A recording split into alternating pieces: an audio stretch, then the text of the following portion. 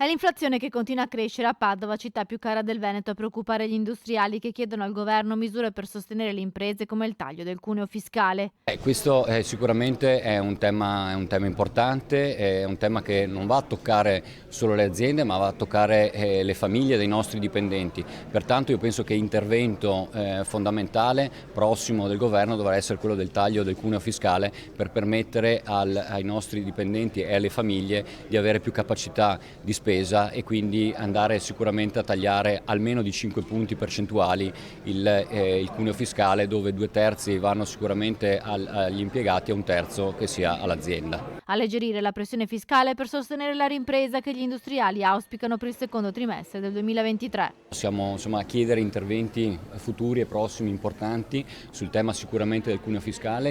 Con un'inflazione che sta ancora galoppando penso sia importante andare a tagliare il cuneo fiscale maggiormente in termini percentuali e cercando di favorire il più ampio spettro possibile degli interessati, perché è importante andare incontro a quelle che sono le necessità e i bisogni delle famiglie.